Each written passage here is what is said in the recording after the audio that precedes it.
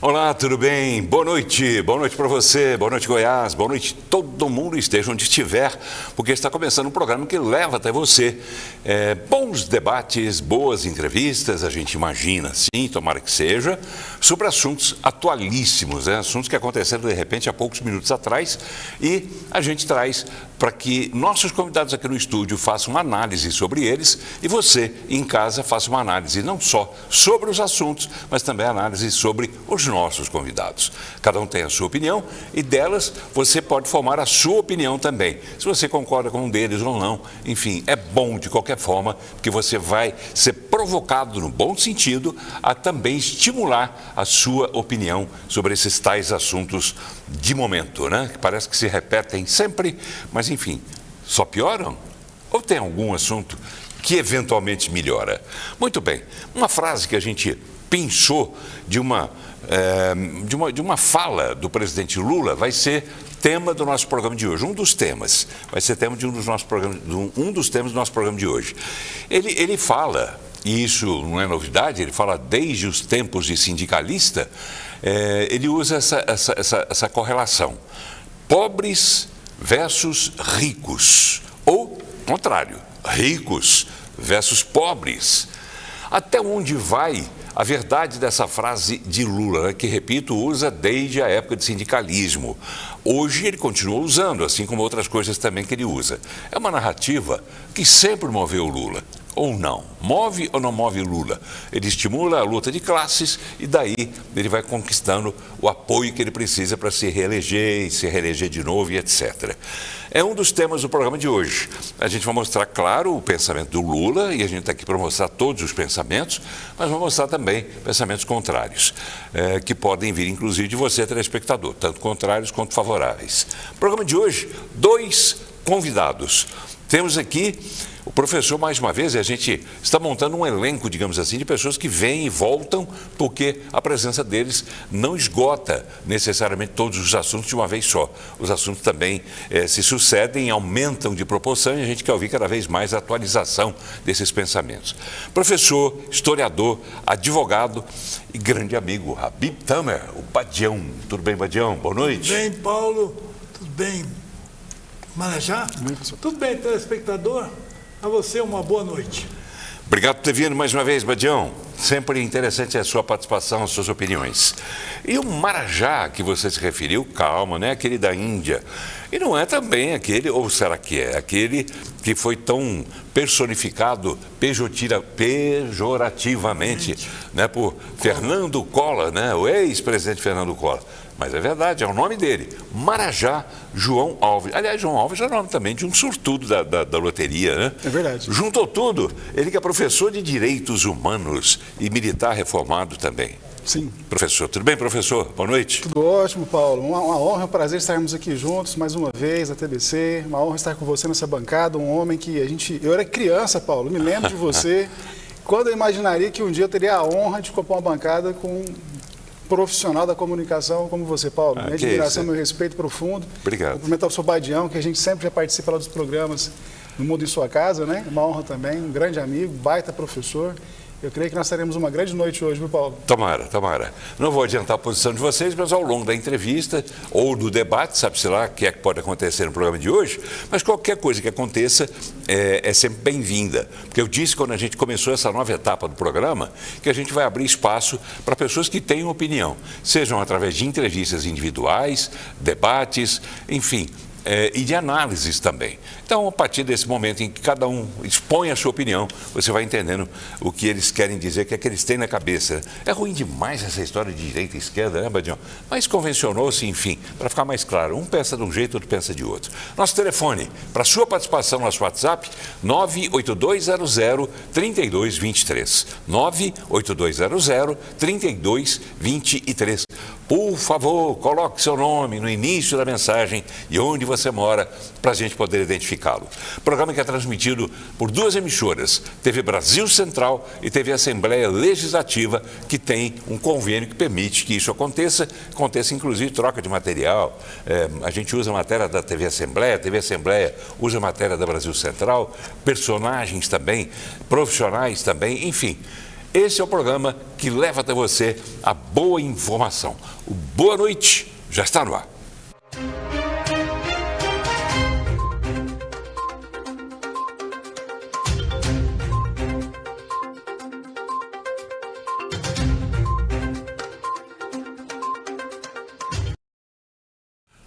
Muito bem, já estamos voltando no programa de hoje, recebendo o professor Habib Tama. É isso? O Badião, professor, historiador, advogado. Está aqui o professor de Direitos Humanos, Marajá João Alves. Para reforçar bem rapidamente, por favor, sim. Conta essa história do Marajá no nome.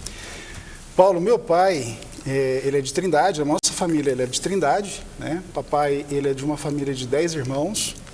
E o meu avô, que é o João Alves de Mendonça, teve 10 filhos com a minha avó Zueide, e todos com M, né? Então, aproveitar aqui para citá-los e até para homenageá-los, né? Tio Moacir, tia Maria, que é carinhosamente chamada de Mariquita, tio Marcondes, papai, que é o Marajá, depois tio Milson, tio Manuel, tio Miguel, Misael, Manuel e Miron, né? O caçula, o tio Miron já é falecido. E perdemos esse ano, infelizmente, o tio Moacir, né? Que a gente sempre lembra com muito carinho. Mas, enfim, quando o papai nasceu em 51, era só príncipe da Índia. Mas quem é que lembra do Fernando Collor de Mello, né? Ele criou aquele slogan que Marajá era o trabalhador, o melhor servidor público que ganhava sem trabalhar, né? E aí, depois isso virou apelido, criou um segundo nome. Mas a gente que é professor, aproveita isso tudo para criar situações de chamar a atenção dos alunos e ganhar mais 15 minutos de atenção durante a aula. Então, no meu nome eu tenho o nome do meu avô, João Alves de Mendonça, do meu pai, que é o Marajá, e eu, filho no final. E o solteirão de dois tidos como ricos, né? Sim. O Marajá e o João Alves, né? Que era o rico da loteria, né? Exatamente. João Alves da loteria. Ganhava na loteria que só ele, né? Só ele ganhava. Deus Só ajudou, ele ganhou dinheiro na loteria, lavava o dinheiro da loteria. Até que na CPI dos anões de orçamento, o pessoal riu dele, né? Como é que você ganhou esse dinheiro? Não, Deus me ajudou, eu ganhei, né? Na loteria, mais de 60 vezes. Pois é, e Deus ajuda só ele, meu Deus do céu. Lembra da gente também, pai. Vamos lá. O programa de hoje tem como tema de um dos assuntos pobre versus rico. Vamos inverter, fica melhor, né? Rico versus pobres, né? Pode ser também. Porque o que o Lula pretendeu dizer, pelo que eu entendi, é de que o rico é que é contra o pobre. E aí a gente pergunta, essa narrativa que move Lula desde a época do sindicalismo vai pegar? Porque acontece que com Dilma começou aquela história de nós somos bons, não sei, eles são os ruins, né? Foi ali, no meu entendimento, estou errado? Foi ali que começou essa divisão do Brasil? Acentuou bastante no governo dela e depois, agora, ele está fazendo, nós vamos ter um vídeo aí sobre isso, ele faz um posicionamento que realmente nos preocupa muito, porque a modernidade hoje, meu caro telespectador, não é nem direita nem esquerda, nem o bom funcionário e o mau funcionário. Hoje as empresas estão trabalhando com coaching, porque todos os funcionários são bons. Basta você ver o lado bom de cada um. Então não tem esse negócio de rico e pobre. O pobre é pobre? Não. O pobre tem o ganho suficiente para que ele possa sobreviver. E o rico também. Então o que é importante para nós hoje é a valorização da cidadania, do direito, da vocação a nacionalista. Isso que é fundamental que nós possamos desenvolver em cima do trabalho moderno que a Suécia, a Dinamarca. Então, hoje você fica um pouquinho aberto de ver. Eu andei na China. Na China, todo mundo come, bebe e veste roupa e ninguém está pedindo esmola. Ninguém está nos estacionamentos, nos pontos de ônibus pedindo esmola, está todo mundo trabalhando. Então, essa história de rico e pobre já está ultrapassada e o ideal hoje é procurar o valor de cada um. Não para Lula, né? Não para Lula, porque isso funciona, tem impressão. Mas vou deixar a impressão para os convidados e para você também, telespectador, através do nosso WhatsApp, 982003223.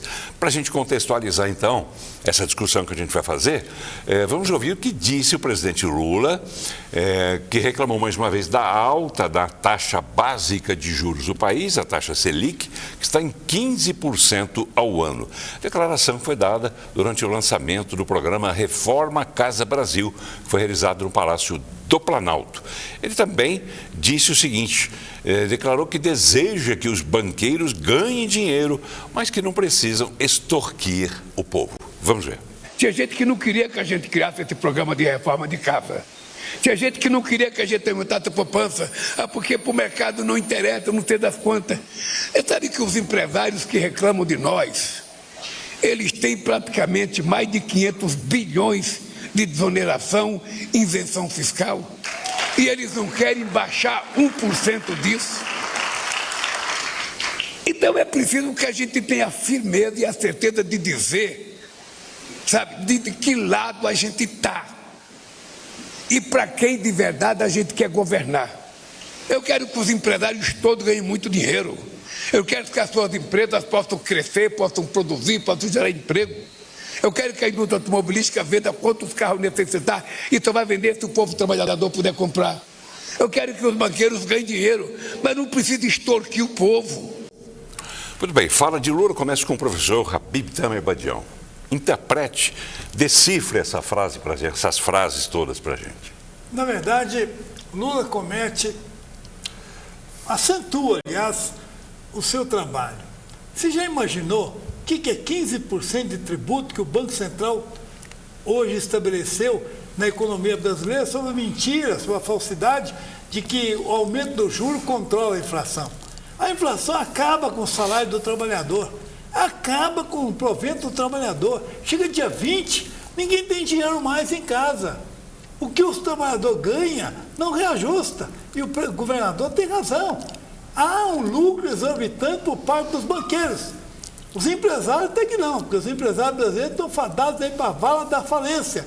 Porque o número de impostos que são cobrados e a forma como é cobrada, como é que ele ganha 500 bilhões de desoneração? Ele não está suportando o processo inflacionário que é colocado através de uma criteriosa, ou vamos dizer assim, uma ardilosa situação que o Banco Central criou.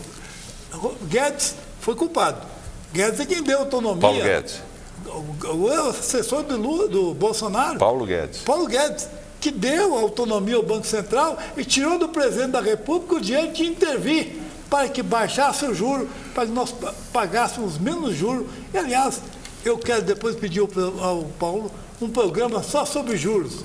E vou provar para você que juro não é coisa de gente honesta, é do demônio. Nem está regulamentado ainda na Constituição. Nem está na Constituição.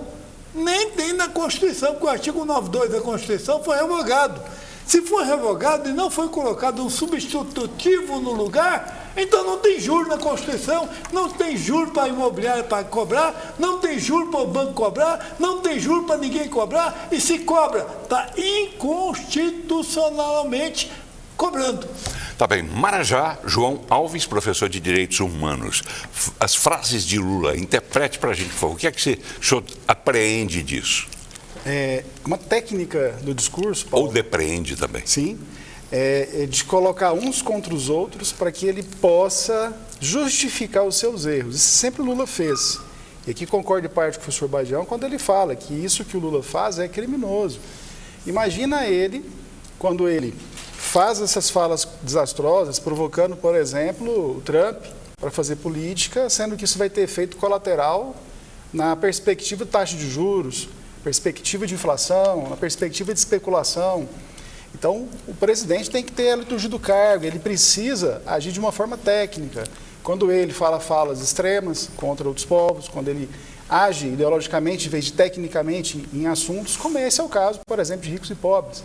Nós sabemos que essa divisão sempre acontece, né, no governo Lula, quando ele estabelece essas pautas, como uma forma de dizer, não, o erro não foi meu, o erro é de fulano, o erro é de ciclano. Ele sempre fez isso, né? Era de um amigo dele, e era de outra pessoa, nunca era dele, a culpa nunca foi dele. E aí, veja bem, quando nós falamos de juros, Paulo, nós temos que lembrar sobre austeridade nos gastos.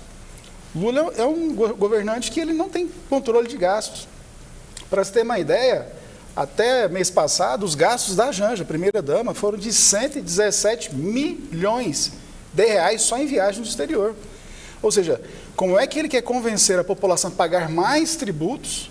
Lembrando que Haddad, também chamado popularmente, né, pelo povo de taxade, não para de aumentar tributos. E aí nós temos recorde de arrecadação, ao mesmo tempo em que nós temos perda nas estatais dando prejuízo, estatais que até pouco tempo davam lucro, hoje estão dando prejuízo. E aí volta aquilo que o senhor Badião colocou. Quem mais perde nisso é o povo mais simples, o povo mais pobre. Falta dinheiro, não é só para viver, mas é para sobreviver. E aí, em breve vai ter agora aumento da taxa de energia, né, Paulo? Taxa de energia, é verdade. Aliás, o governador Ronaldo Caiado postou agora há pouco nas redes dele, nas redes sociais dele, um vídeo em que ele fala sobre isso, explica um pouco mais sobre isso. Está pronto aí? Podemos chamar? Agora há pouco ele fez essa postagem que eu acho que, embora tenha sido feita especialmente para as redes sociais, a gente não teve oportunidade de gravar com ele o que ele disse nesse VT, né, nessa fala dele aí. Então vale a pena a gente extrair das redes sociais, coisa que a gente faz com todo mundo, e a gente conferir então o que disse Ronaldo Caiado, mais uma vez, sobre Lula e sobre o PT. Vamos ver. Minha gente, Goiás acaba de receber mais um presente do governo Lula. A ANEEL, que é a Agência Nacional de Energia Elétrica, determinou que a partir de amanhã, todos agora aqui vão receber um aumento de quase 20% na conta de luz em Goiás. É isso mesmo. O governo do Lula, mais uma vez, está metendo a mão no bolso do cidadão goiano. E o que é pior, como a energia tem um peso maior no orçamento das famílias carentes, quem vai sofrer mais são os mais pobres. O aumento nas residências será de 19,56%. Todo mundo sabe que Goiás não consegue desenvolver ainda mais porque não temos energia suficiente para atender a demanda. E o governo Lula, ao invés de investir em mais energia, prefere cobrar mais caro por um serviço de péssima qualidade. É isso aí, minha gente. O povo goiano já entendeu. O Lula e o PT não gostam mesmo de Goiás. E eu acrescento mais uma pergunta, né? Gosta mesmo de pobre também? Eu vou deixar a resposta para os senhores aqui, para você em casa também. Porque, como disse o governador Ronaldo Caiado, quer dizer, essa conta vai ser sentida muito mais no bolso de quem é pobre, né? Porque a conta de energia representa um percentual muito maior do que quem tem dinheiro, né? Como diz o presidente Lula. Eu quero ouvir o professor Habib Tamer Badião. Governador, o senhor tem razão, muita razão, em defender seu povo do estado de Goiás. Eu vou dizer para o senhor mais ainda. Se você atrasar a Equatorial, protesta você. E você vai ter que tirar o protesto e pagar R$ 232 nos cartórios. Como é, governador? Que alguém pegue e proteste uma taxa de luz, uma taxa de água, um IPTU. Como é isso, governador? Como tem sentido isso? Não tem sentido.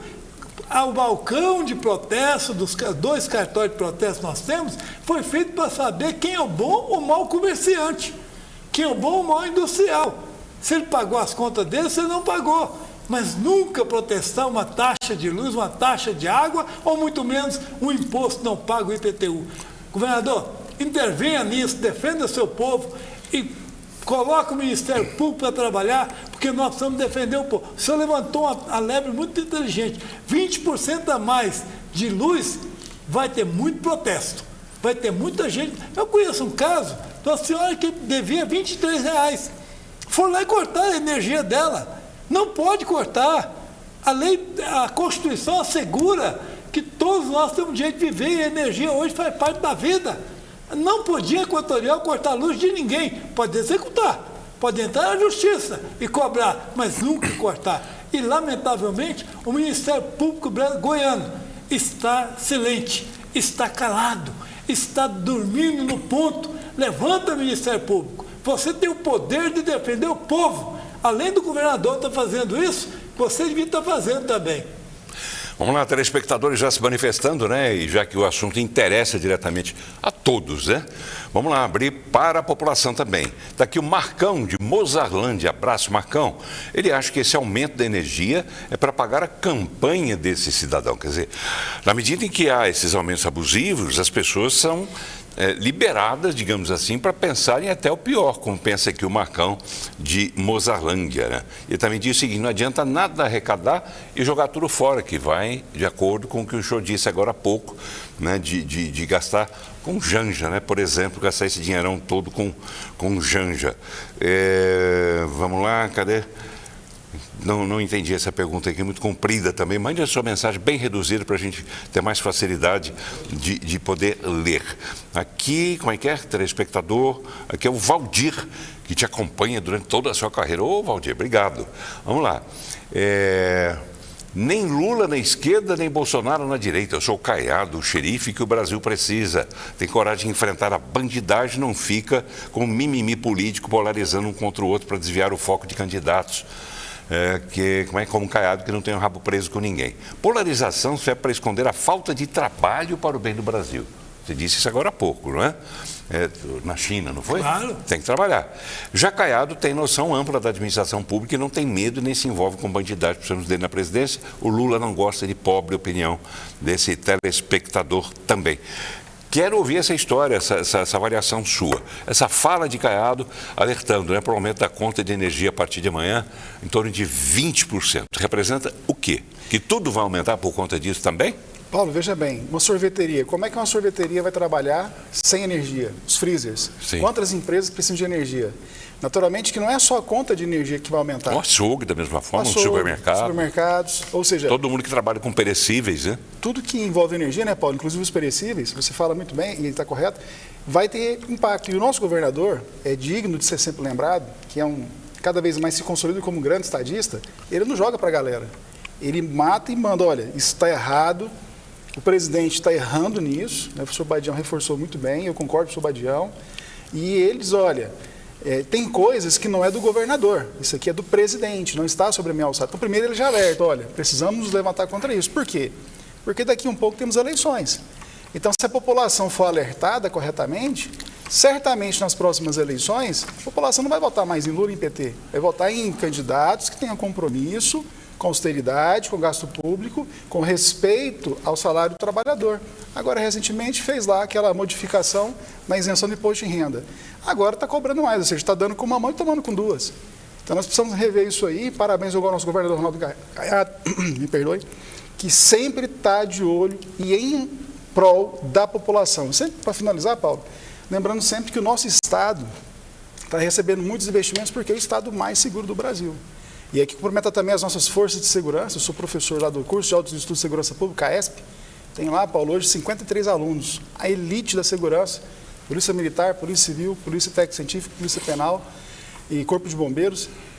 Paulo, posso te afirmar, nós temos hoje as melhores mentes cuidando da segurança pública com o apoio do nosso governador. Lembrando que sempre que tem uma ocorrência e tem um fato de relevo, o governador, ele liga para parabenizar o policial. Paulo, você imagina como é que fica o moral da tropa, dos profissionais de segurança, quando o governador do estado fala assim, olha, parabéns, muito obrigado pelo seu trabalho, por você nós temos uma sociedade segura, é por sua causa que nós temos hoje investimentos chegando, e é por isso que em Goiás, apesar de tudo, Paulo, a gente ainda vive com uma certa tranquilidade, um certo sossego.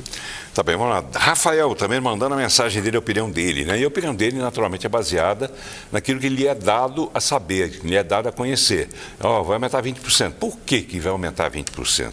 Vamos lá. Ele diz o seguinte, o aumento da energia é para pagar as contas da primeira-dama.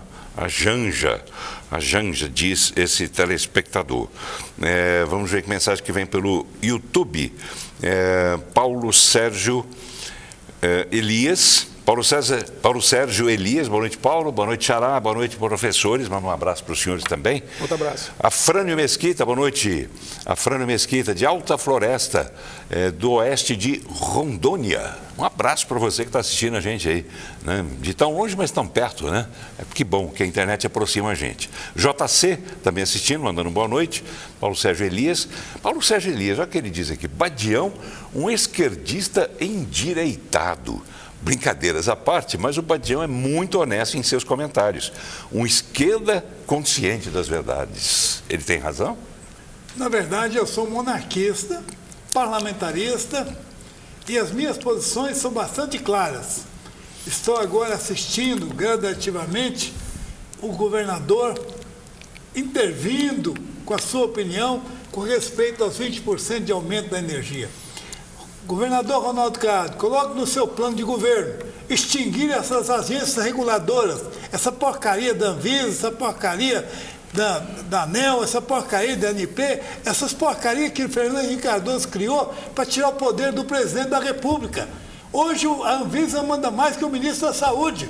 O senhor tem que fazer um programa de governo e eu estou disposto a te ajudar, se o senhor me chamar, para extinguir essas agências reguladoras. Detalhe, tirar a autonomia do Banco Central, está roubando o povo com juros. Nós pagamos 4 trilhões de reais por ano, esse ano, 4 trilhões de reais de juros para banco, quando nós sabemos que não entrou um centavo no caixa dos 9 trilhões que estão nos cobrando. É roubo, isso é coisa de ladrão, banqueiro é ladrão, governador. Me convida para bater nesse povo, que eu estarei junto com você, ombro a ombro, para nós mostrarmos ao Brasil como é que se conserta o Brasil, como é que mata bandido que fica enchendo o saco da gente. Olha, vamos lá, falando em banqueiro, lembrando, né, que no início dos governos Lula, ele só conseguiu aprovação, digamos assim, popular, porque tinha quem cuidando do cofre para ele. Quem era? Henrique Meirelles. Sim. Que era o quê? Henrique Meirelles, que em 1994 pegou a dívida, em 2003, pegou a dívida externa brasileira e transformou tudo em dívida interna. Saímos no juro de 4,5% ao ano para 19% da Selic. Esse cara, esse tal de Meirelles, também faz parte da corja de ladrões da oligarquia financeira que está espoliando. É da Faria Lima, está espoliando o Brasil. Vamos consertar isso. Eu acho que a Janja gasta, mas não chega nem a 1/1000 do que os banqueiros roubam. Tá bem, lembrando, Meirelles era banqueiro, presidente do Banco de Boston. Banco de Boston. Veio para cá, fez essa parnafernagem de pegar a dívida externa, transformar em dívida interna, e dizem que pagaram a dívida externa. Pagaram nada. A dívida interna aumentou e nós estamos hoje vivendo um problema sério. Você já imaginou, telespectador, o que é 4 trilhões de reais de juros todo ano? Isso é o fim do mundo. Vamos isso lá. Aqui em rodovia, ferrovia, impostos, isso o Brasil teria explodido, ser a maior nação do mundo. Por quê? Porque o Banco Central tem autonomia que o Paulo Guedes colocou. Aquele vagabundo deu autonomia para o Banco Central. E como tirar essa autonomia? O presidente tem que fechar o Congresso Nacional e meter a caneta e fechar essa porcaria.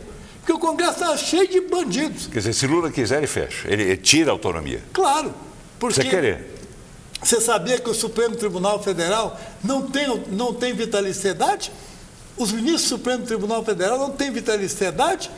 Quem tem é o Superior Tribunal Militar. Mas do Supremo Tribunal, do STJ, do Tribunal do Trabalho, não tem vitaliciedade. Mas vai até os 75 anos, né? Mas eles vão até os 75. Mas a aposentadoria do serviço público, né? Sim. Ele vai a 75 anos. Mas isso aí não tem vitaliciedade, ele não é vitalício no cargo. Tem gente como o Jorge Messias, por exemplo, que está cotadíssimo, né, para assumir o lugar do Luiz Roberto Barroso, que tem 45 anos. Ele tem 30 anos no mínimo pela frente, se ele for nomeado realmente, ele teria 30 anos para ficar lá. Muito tempo. Vamos lá, Paulo, JC. Eu admiro muito, antigamente, você para chegar ao Supremo Tribunal, você tinha que conhecer bastante o direito, ter alto saber jurídico. Era muito importante naquela época. A gente sabia o nome de todos os ministros, tinha orgulho de ver uma decisão do ministro. Eu trabalhei na Consulex 29 anos, eu publicava no início do meu trabalho as decisões do Supremo Tribunal com orgulho, porque elas batiam de frente, batiam dentro do processo educacional que nós damos aula em sala de aula. Hoje, lamentavelmente, o senhor Alexandre de Moraes tem praticado tudo que é contrário à Constituição. Lamentavelmente. Vamos lá, o JC, ele pergunta o seguinte: por que não juros diferenciados, por exemplo, para gastos de governo, para investimento, para consumo? Seria possível isso? Não tem que ter juro, não, meu amigo. Nos países muçulmanos não cobra juro. Nos países muçulmanos não tem juro. A China, se você cobrar 2%, ela manda buscar você em casa e prende. Não pode ter mais de 2% ao ano. Por que aqui é 92%? Por que aqui é 74%? Porque aqui, se você tentar pagar o IPI, está no programa de aceleramento o PAC, se você tentar pagar IPI e não lograr isso, a multa é 450% de juros. Isso é o fim do mundo. fim do mundo. Vamos correr, que tem muita gente mandando mensagem, eu quero registrar. Rogério Rodrigues Silva. Badião, tinha tempo que não te via, Badião. Boa colocação sobre o aumento da energia. Gosto muito de você, diz o Rogério. Obrigado, Rogério. Tá bem. Vamos lá. Marajá, o senhor está meio quietinho aí, né? Até porque Badião é enfático mesmo, ele fala mesmo, até porque é professor, mas o senhor também é professor. Fique à vontade aqui nessa grande sala de aula que somos nós, alunos seus aqui.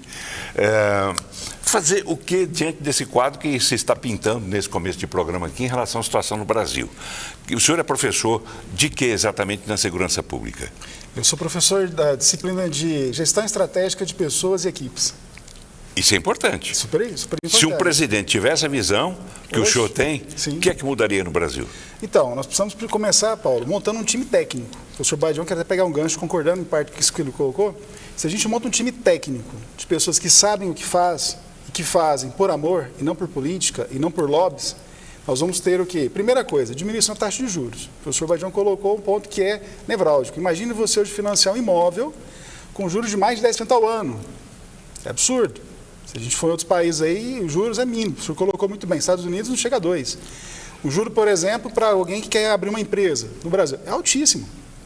As multas altíssimas.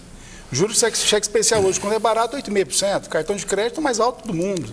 Quer dizer, como é que um país que tem tanta riqueza natural, clima perfeito, solo agricultável, chove praticamente o ano todo, a gente consegue fazer até 3 safras, né, por ano. Um país que tem tanta riqueza, povo maravilhoso, mais de 200 milhões de habitantes, tanta tecnologia, né, pioneiros no álcool, que é o etanol, pioneiros aí numa série de, por exemplo, quando a gente fala de energia hidrelétrica, energias limpas, se a gente pegar um documento do Ministério de Minas e Energia, chamado BEM, Balanço Energético Nacional, o Brasil ele é campeão mundial em energias limpas e renováveis. Então, o Brasil faz a tarefa de casa e ele é exemplo para o mundo inteiro. Nem os países da OCDE... Mas com tudo isso, por que aumentar, então, o preço da energia? Aí que está, Paulo. Nós não temos um governo técnico, nós temos um governo onde há um loteamento do Estado e essas pessoas que passam a gerir o Estado, elas não estão gerindo para o povo. Sempre se afirma que é para o povo. Mas, na prática, são para lobbies poderosíssimos que vão financiar as campanhas de boa parte desses políticos. Como é que o senhor avalia, então, já que o senhor está falando sobre montagem da equipe? Sim.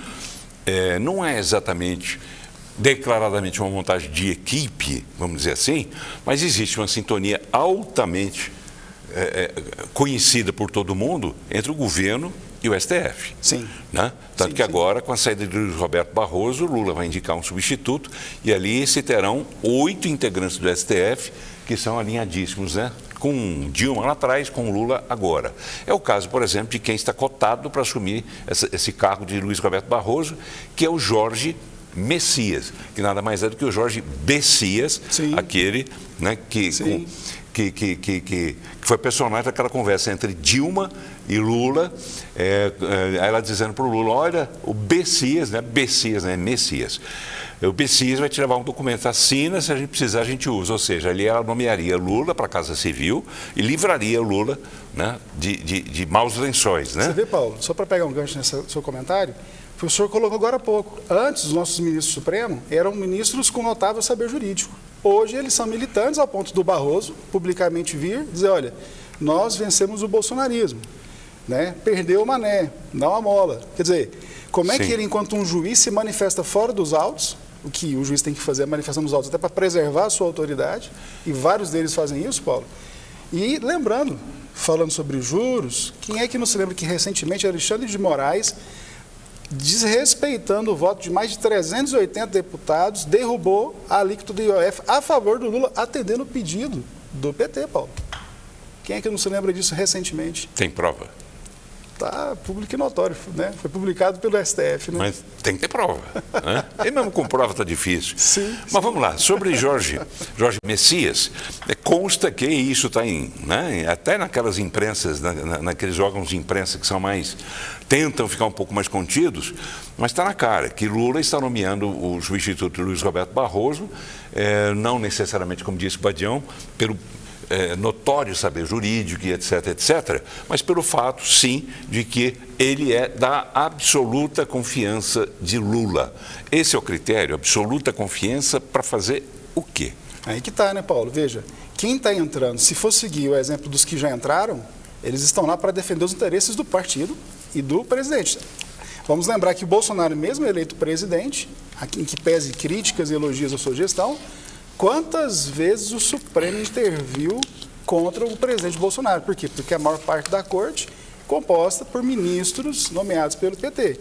E quando a gente analisa em relação ao Lula, nenhuma, exatamente zero intervenções do STF contra o governo Lula, em que pese uma série de acusações, uma série de erros, uma série de problemas graves, mas a maior parte da corte hoje ela é composta por ministros nomeados. Pois é, já que estamos falando aí do STF, tem informação de hoje também, de agora a pouco, o ministro Luiz Fux pediu para ser transferido da primeira para a segunda turma da corte, né, do STF. Ele fez esse documento, enviou para o ministro Edson Fachin e está dizendo o seguinte, que ele tem interesse em compor essa segunda turma exatamente pela vaga aberta com a saída, com a aposentadoria de Luiz Roberto Barroso. Não custa lembrar que nessa votação, no julgamento, né, do ex-presidente Bolsonaro, Fux foi o único que votou pela absolvição de Bolsonaro. Ato contínuo, no mesmo instante, e nos dias seguintes mais ainda, os demais ministros da primeira turma não suportaram Fux, né, ao ponto, inclusive, de Gilmar Mendes fazer críticas, dizendo que ele era lamentável, ele, Fux, era lamentável. Quer dizer, análise sua, Badião, Fux saiu porque estava sofrendo, digamos assim, bullying ou o quê? Por que ele saiu da primeira? Quer sair da primeira para a segunda? Porque a primeira turma, ela é em consonância com o que o Alexandre de Moraes pensa. E ele não pensa como o Alexandre. Ele quer ir para a segunda turma, porque ali ele encontra alguns parceiros que podem votar com ele. Porque a ideia que ele tem, a ideia é que o voto de Fux foi uma das coisas mais bonitas que eu li até hoje. E que eu venho falando desde quando começou essa parnafernalha, quando começou essa bagunça. Fux é um juiz de carreira, é uma pessoa ligada ao judiciário, ligada às tradições judiciárias, e ele profere voto. Hoje mesmo ele proferiu voto contrário ao julgamento dos demais criminosos do tal do golpe, e que nós sabemos muito bem que nunca existiu golpe, coisa nenhuma. Isso continua aí a buscar um tal do golpe. Esse golpe nunca existiu e nós sabemos muito bem disso. E hoje, de novo, ele votou contra e quer sair para a segunda turma. É um direito dele. Eu acho muito válido. E detalhe, você sabe por que está essa bagunça toda, Paulo? Sim. A Constituição autoriza. Tirou o poder do presidente e deu para o Congresso Nacional. Quem governa é o Congresso Nacional. E o Congresso Nacional governa e o presidente representa o poder. E, na verdade, o Congresso Nacional não põe a cara. Por quê? Porque não tem voto distrital. Se não tem voto distrital, os votos são diluídos. Eu ganhei a eleição, ganhei, pronto. Elege lá 27, 30 deputados, o resto entra pela formalidade, entra pelo número da bancada, ninguém pede voto para o povo. Agora, você, telespectador, tem uma conversa comigo mais séria. Você tem um celular na sua mão, aqui é o celular. Você entra na inteligência artificial, vê o nome do senador que você votou, vê o nome do deputado federal que você votou e fala o que você falou para o Paulo Belling. Fala o que você falou para o Paulo Belling, para o senador também. Ele precisa de ouvir, você, telespectador. Larga de ficar olhando mulher pelada, larga de ficar olhando isso. Pensa um pouco mais na sua família, pensa um pouco mais no governo, pensa um pouco mais no Estado, e você tem condições de intervir. Liga para o seu senador, liga para o seu deputado federal, cobra dele uma posição austera, uma posição nacionalista, e você pode fazer isso. A hora que eles receberem milhões de telefonemas, eles vão começar a acordar e largar de ser coniventes com essa pouca vergonha que está o Brasil de hoje. Mas só existe essa pouca vergonha por causa da atitude dos parlamentares, que são eleitos pelo povo, ou por conta da atitude de boa parte da população também, que vai atrás disso, que se eles não votassem nessas pessoas, não estariam lá. Claro. De quem é a culpa maior? De quem age errado ou de quem vota errado? O deputado não veio de Marte, não veio de Vênus, ele veio do meio do povo. E se você tiver força popular, força de voto, começar a cobrar dele, porque ele passou na sua rua, passou na sua sociedade, passou na sua paróquia, prometeu e agora não está cumprindo, meu amigo, Liga para ele, liga hoje, liga amanhã, liga depois. Faz que nem esse cobrador do Banco do Brasil aí, fica ligando todo dia para você. Fica ligando, não para de ligar. Ele, uma hora, ele vai ter que criar vergonha na cara e responder, porque ele vai voltar, hein? Vai voltar a pedir voto para você. Aí eu só liguei para você tantas vezes aqui no meu celular. Você não me respondeu. É por isso que vamos começar a criar uma interação entre você, eleitor, e o cidadão que você votou, disse que é senador, disse que é deputado. Muito bem, vamos lá falar mais de um assunto bem rapidamente, sobre mais um gesto de Lula em relação à equipe dele. Porque hoje ele resolveu nomear Guilherme Boulos, que é do PSOL de São Paulo, como ministro da Casa Civil, não é? É Casa Civil mesmo? Secretaria-Geral da Presidência. Secretaria-Geral da Presidência.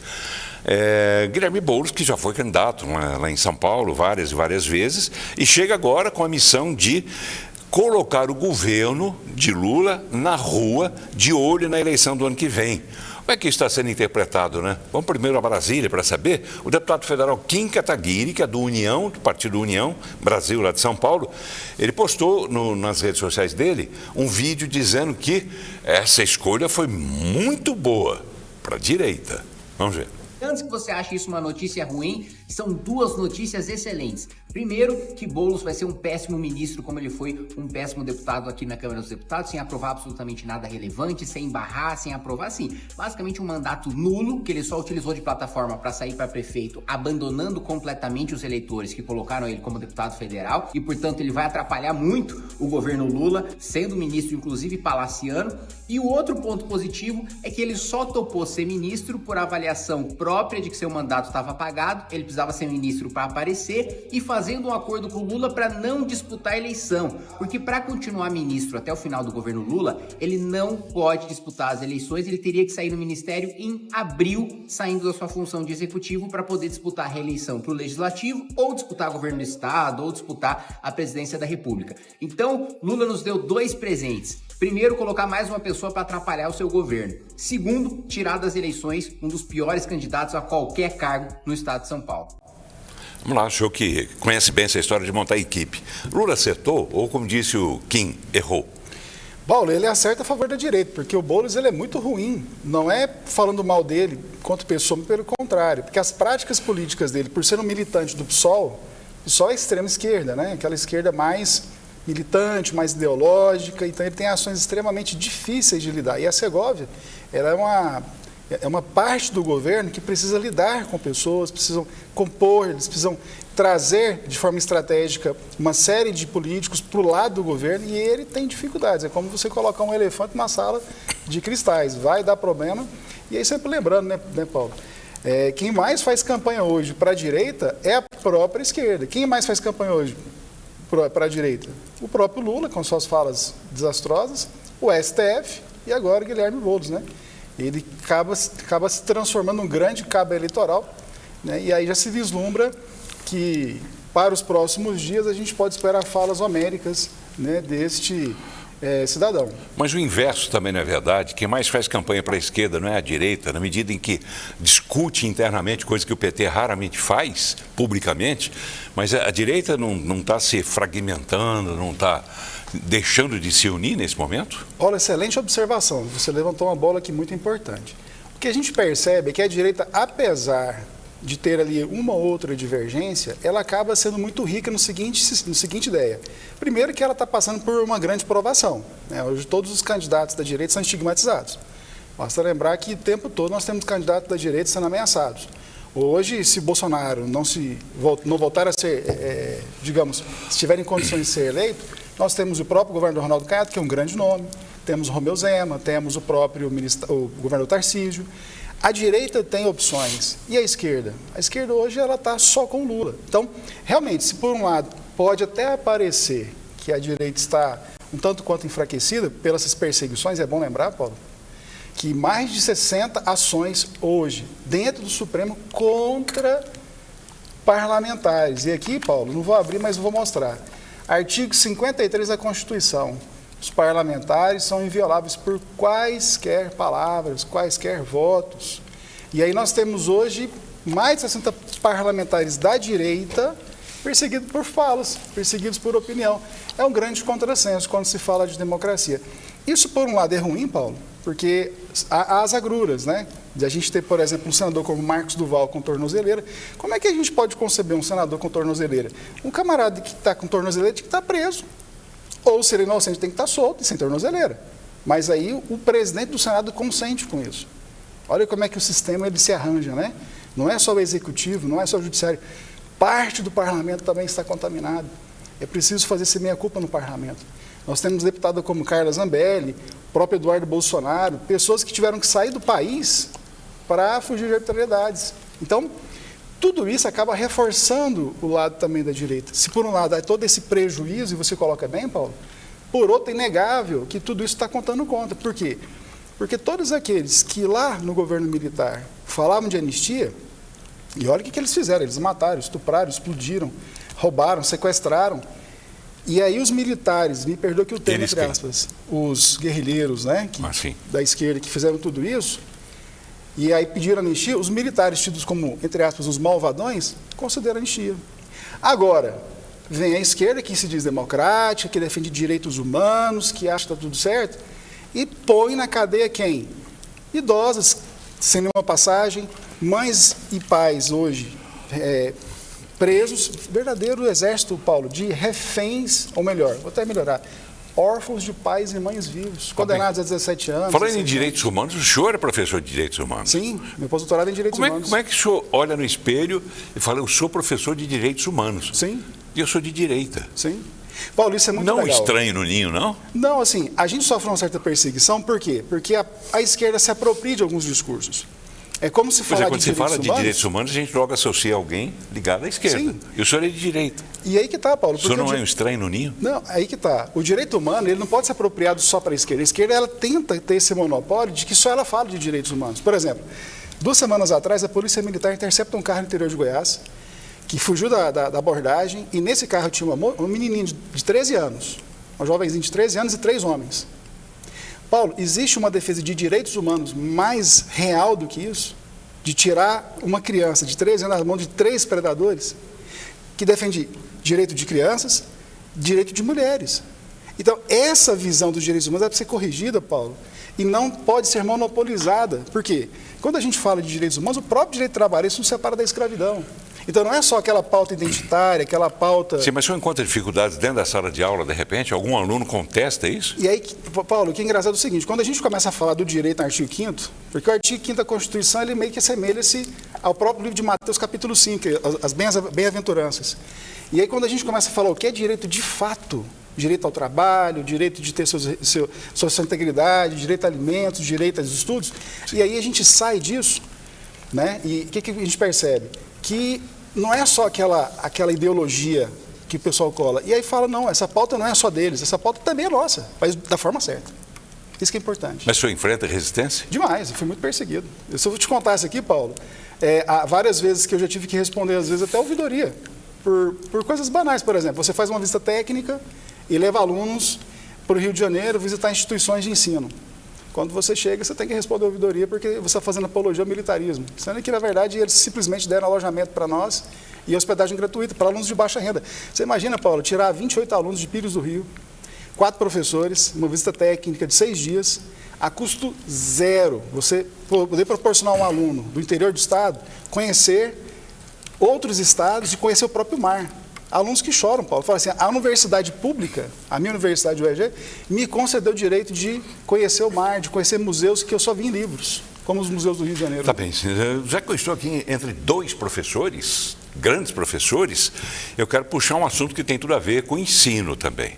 Sim. Né? Porque o ambiente escolar, o ambiente de ensino, a sala de aula, é o lugar sagrado, né? Sim. Eu, que estudei algum tempo, sei disso. Quando a gente entra numa sala de aula, pelo menos na nossa época, na minha época, era assim. A gente entrava falando, vou entrar para aprender alguma coisa. Quero ser alguma coisa na vida. Se fui ou não, ainda não sei. Mas vamos lá. Vamos falar de um exemplo, né? Que é o colégio estadual. Eu digo exemplo porque no início da matéria, você vai ver o depoimento de um estudante desse colégio estadual, em Aparecida de Goiânia, feito de placas, era feito de placas, e ganhou uma nova estrutura de alvenaria com salas amplas e ar-condicionado, coisa que não existia. O vice-governador Daniel Vilela esteve hoje pela manhã na inauguração e a repórter Jaque Moura acompanhou e mostra pra gente. Vamos conferir. Lucas relembra como era a sua escola antes de ser reformada. Eu tinha a impressão que era uma escola meio esquecida pelo governo, porque a escola era muito simples, tinha poucas salas, as salas de container, calor. Aí eu acabei saindo de cá porque, fala a verdade, eu não gostava daqui. Só que esse ano eu voltei para cá e vi uma total diferença na escola. A escola está muito diferente, uma melhoria muito grande, principalmente nas salas. Ar-condicionado, frio, fresco. Algo muito melhor. E o objetivo foi exatamente este: melhorar a qualidade do ensino. A nova sede do Colégio Estadual Itagiba Laureano Dornelles, em Aparecida, ganhou bloco administrativo, 6 salas de aula, sanitários, refeitório com cozinha e passarelas, além de obras de acessibilidade e sistema de prevenção e combate a incêndio. A inauguração contou com a presença do vice-governador Daniel Vilela. Aparecida é uma cidade que ficou ao longo dos 20 anos que antecederam o governador Ronaldo Caiado ausente de investimentos por parte do Estado, especialmente na educação.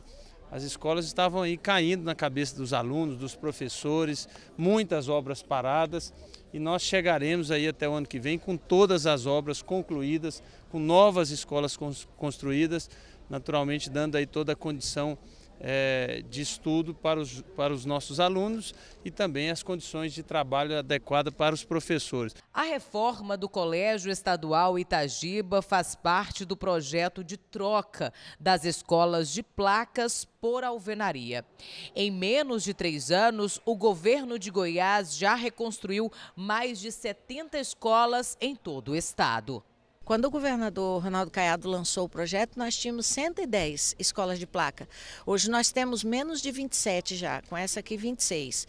Mesmo assim, até o final da gestão do governador Daniel, em 2026, eu acredito que ele deve inaugurar todas elas e aí zeramos escolas de placas no estado de Goiás. Para o prefeito de Aparecida, Leandro Vilela, a reforma das escolas é um grande avanço na educação do município. É mais uma entrega, é mais um benefício, é respeito e amor em cuidar dos nossos alunos, né, secretária? E nós em Aparecida só temos que agradecer esse olhar totalmente voltado para a educação pela secretária Fátima Gavioli, pelo governador, enfim, pelo governo de Goiás como um todo.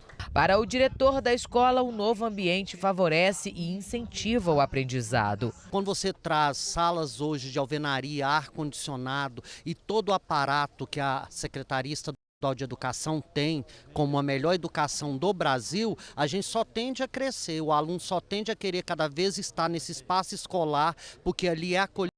Ali faz parte do que ele precisa para a vida dele. Os alunos agradecem e reconhecem as melhorias. Foi ótimo, porque tem ar-condicionado, a gente não sente calor, as aulas são muito boas e as salas são ótimas para a gente. A professor Badião já deu aula em sala assim? Claro. De placa?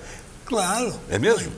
No interior, eu fui chamado várias vezes da Aparecida, por exemplo, hoje está bem desenvolvida, mas eu quero chamar a atenção do telespectador para um negócio importante. Em 1911, logo depois da proclamação da República, Rivadavia Corrêa, general Rivadavia Corrêa, foi colocado no avião e levado para os Estados Unidos. Fizeram lavagem cerebral no velho, mandaram ele de volta e ele voltou com a ideia positivista. Cada estudante será um soldado. E tirou essa reforma Rivadavia Corrêa, foi tirando as matérias que levam ao pensamento humano. Foi tirando filosofia, sociologia, foi colocando uma história de decoreba, uma geografia de decoreba, enfim, foi transformando o estudante num soldado. Ele precisa aprender matemática, química, física e biologia, não precisa aprender filosofia, não precisa aprender sociologia, não precisa aprender história crítica, muito menos geografia crítica. Formou essa sociedade que nós temos aí hoje. Uma sociedade que só quer saber de feriado, sexo e cerveja. Uma sociedade que está realmente caminhando para a formação de doutores, quando nós precisamos de muitos técnicos. E aí entra o governo Lula. Lula vai entregar o governo com mais de 1.000 escolas técnicas. Isso aí pesa bastante para mim, como professor, apoiar uma ideia dessa. E depois, eu espero que nós possamos entender melhor a educação brasileira. Parabéns à nova escola de Aparecida, porque Aparecida hoje é um esplendor de desenvolvimento e merece toda a atenção. Eu quero levar em consideração que, como professor de História, como professor de Moral e Cívica, eu enfrentei muito esse desgaste do sistema de pensamento humano que vive a sociedade brasileira hoje. Mas, além disso, tem a tal da escola de placa, né? O senhor já deu aula em escola de placa? Já. Eu trabalhei em 4 escolas, Paulo, aqui do município de Goiânia, nos idos de 2003, 2004. Uma delas se chamava Pedro Ciríaco, na Vila Pedroso. Trabalhei também no Trajano de Sá, no Parque Amazônia, no Castelo Branco, também no Jardim Guanabara e também no Marília Carneiro, Jardim Guanabara. Essa escola, Pedro Ciríaco, era uma escola municipal, trabalhava com crianças dos ciclos 2 e ciclos 3, ciclos 2 e 3, e era muito quente, principalmente na parte da tarde, quando o sol batia ali na lateral, Paulo, o quadro ele era meio que um isolante térmico, né? Mas a parte de baixo ali, eu tinha dó das crianças que sentavam, esquentava muito ali, né? As crianças pequenas. E quando a gente vê uma escola dessa, como Itagiba, Dornelles, em Aparecida, sendo construída, mais uma vez isso nos traz esperança, Paulo, de que é possível fazer uma gestão para o povo. E o governador Caiado está de parabéns mais uma vez, a secretária Fátima também, por fazer essa revolução na educação. Recentemente nós tivemos agora também a comemoração da reforma do Liceu. Primeira escola bilíngue, né? Exato. Com língua Eu não francesa. entendi por que português e francês. Quero fazer essa pergunta para a secretária que diz que vem ao programa. Posso te ajudar, Paulo? Por favor. Primeiro porque o Liceu, ele é uma tradição, até o próprio nome é de origem francesa. Isso e a eu sei. nossa arquitetura de Goiânia, que é o Art Deco, na década de 30, a grande, digamos assim, a grande Atenas do mundo na época era a França. Então, quando Goiânia é planejada na década de 30, ela tem uma grande influência da arquitetura Art Deco e também das cidades jardins, que também são francesas. E outro detalhe também, que aí corrobora, é o fato de que o nosso governador, ele fez estudos, né? Ele estudou medicina na França e ele é fluente em francês. Então, eu creio que esses dois aspectos aí contam muito, né? Isso é muito legal. Então, hoje a gente percebe que todas as escolas estaduais são todas pintadinhas de branco, né? Fugindo desse padrão de aparelhamento ideológico. Tem lá cores da bandeira na entrada, com o nome padronizado, todos com ar-condicionado. Paulo, por um professor como eu, com o professor Badião, somos apaixonados. Paulo, sala de aula é o nosso lugar. Isso. Você entra numa sala de aula com ar-condicionado, um quadro, com a carteira, e você poder ministrar uma boa aula. Paulo, não tem coisa mais prazerosa para quem é professor. Parabéns, professora Fátima Gavioli, que virá o programa nos próximos dias, né? Ela com certeza tem uma boa parcela, né, de responsabilidade sobre essa mudança que se está fazendo aqui na educação.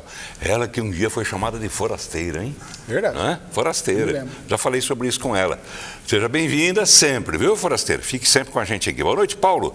É o Assunção. Paulo, esse cara, ele se refere ao presidente Lula, é tão descarado que pobre para ele é só um votante. Ele mesmo declara isso.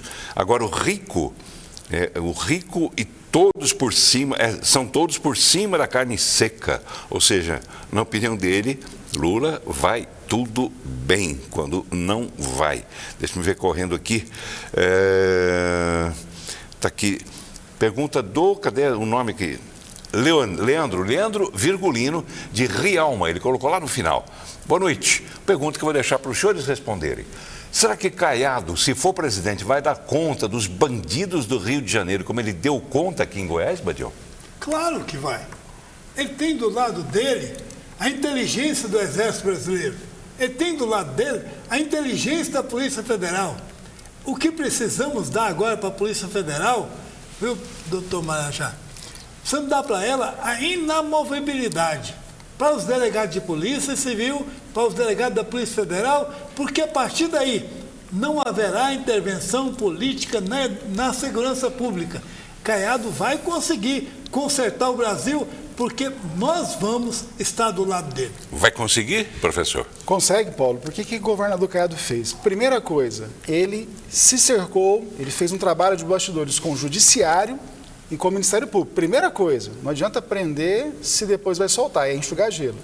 Segunda coisa que o governador fez, controle dos presídios. Quem é que não vai se lembrar que no início do governo do Ronaldo Caiado, Nós tínhamos até motéis, né? Os criminosos faccionados tinham vendas, eles comercializavam, ele acabou com isso. Paulo, para você ter uma ideia, nós temos um presídio ali na região do entorno do DF, que é um presídio de segurança máxima, onde o preso, ele pede para sair de lá para ir para um presídio federal de segurança máxima, porque lá não tem visita íntima, ele não pode falar com o advogado a não ser no parlatório.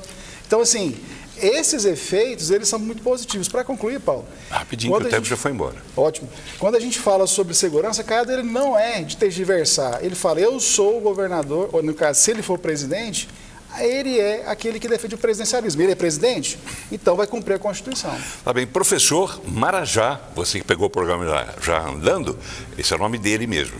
Marajá João Alves, professor de Direitos Humanos. Obrigado por ter vindo, foi um prazer recebê-lo. Obrigado, Paulo. Tem um tio de Brasília, tio Manuel pediu um abraço seu. E também abraço. O professor Eudes da UEG também te pediu um abraço. Um abraço, professor. Meu filho primogênito, Tainan, fazendo aniversário, 29 anos hoje, Paulo. Pediu um abração seu aí. O nome dele é? Tainan, T-H-A-I-N-A-N. Parabéns, Tainan, parabéns a todos. Obrigado, professor. Obrigado, Paulo. Obrigado, prazer. Obrigado, professor Habib. Vou ler rapidamente aqui uma mensagem do Valdir. Ele diz o seguinte, Badião foi meu professor de História no Colégio Objetivo de Campinas, ao lado da Escola Técnica do Comércio de Campinas, do professor Rubens e sua esposa, a professora Vandi de Freitas Castro, irmã do ex-prefeito de Goiânia. No Colégio Objetivo, quando o professor Badião entrava numa sala de 150 alunos, era ovacionado, os alunos batendo os pés no piso que era de madeira. Isso é nostálgico. Muito obrigado pela lembrança. Eu realmente tenho um carinho muito especial pelos meus alunos.